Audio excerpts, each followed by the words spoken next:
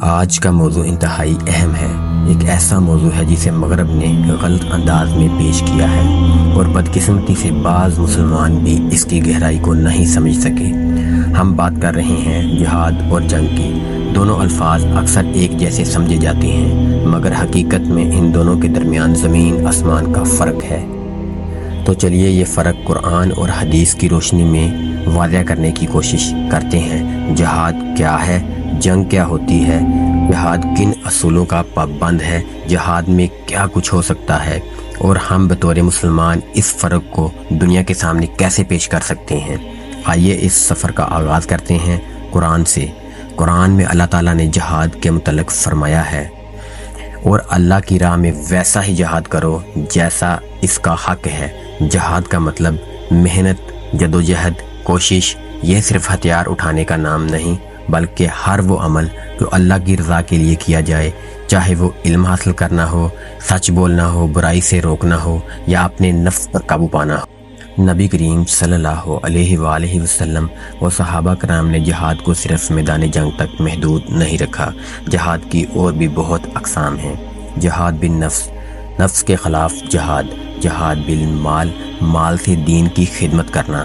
جہاد بالعلم، علم سے باطل کا مقابلہ کرنا۔ جہاد باللسان، زبان سے حق کہنا۔ جہاد بالسیف، تلوار کے ذریعے دفاع کرنا۔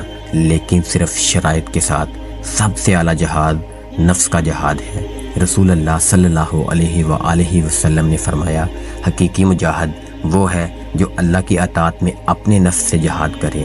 یہ جہاد روزانہ کی بنیاد پر ہوتا ہے۔ برائی سے بچنا، صبر کرنا، غصہ نہ کرنا، حرام سے دور رہنا، یہی اصل میدان جہاد ہے۔ علم حاصل کرنا، اسے دوسروں تک پہنچانا بھی جہاد ہے۔ نبی صلی اللہ علیہ وآلہ وسلم نے فرمایا، جو علم حاصل کرنے نکلا وہ اللہ کے راستے میں ہے جب تک واپس نہ لوٹے۔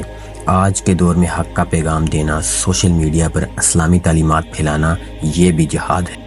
جہاد بالمال کے حوالے سے اللہ تعالیٰ قرآن میں فرماتے ہیں، بے شک اللہ تعالیٰ نے مومنوں سے ان کی جانیں اور مال خرید لیے ہیں، اس کے بدلے جنت ہے۔ کسی کے لیے راشن دینا، مسجد بنوانا، علم کے پھیلاؤ کے لیے خرچ کرنا، یہ سب جہاد ہے۔ جہاد باللسان کے حوالے سے نبی کریم صلی اللہ علیہ وآلہ وسلم نے فرمایا، سب سے افضل جہاد ظالم حاکم کے سامنے حق بات کہنا ہے جب سب ڈر رہے ہوں اور کوئی حق کہہ دے، یہ بڑا جہاد ہے۔ جہاد بالسیف وہ جہاد ہے جس میں ہتھیار اٹھانا پڑتا ہے، مگر صرف ظلم کے دفاع میں۔ اسلام میں پہل نہیں کی جاتی۔ اللہ تعالیٰ قرآن میں سورۃ حج میں فرماتے ہیں، اجازت دی گئی ان لوگوں کو جن سے جنگ کی گئی، کیونکہ ان پر ظلم ہوا۔ جہاد کبھی بھی اخلاقی حدود کو پامال نہیں کرتا۔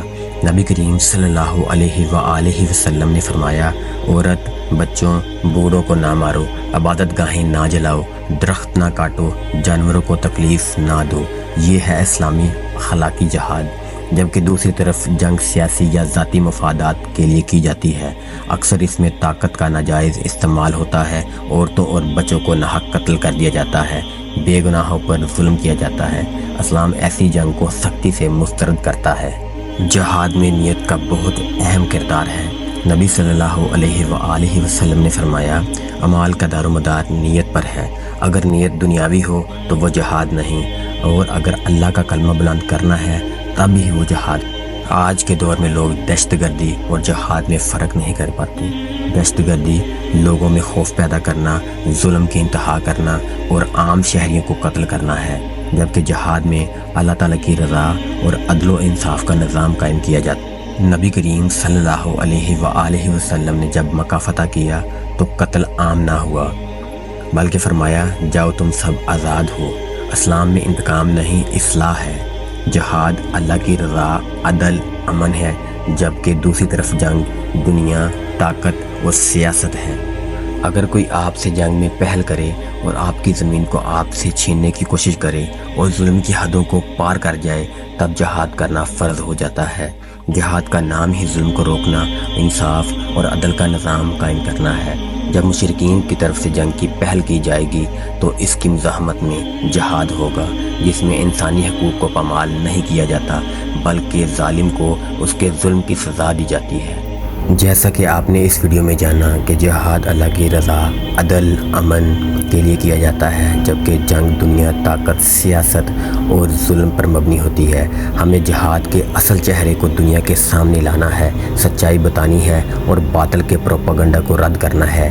اللہ ہمیں حق کہنے، سمجھنے اور اس پر عمل کرنے کی توفیق عطا فرمائے، آمین۔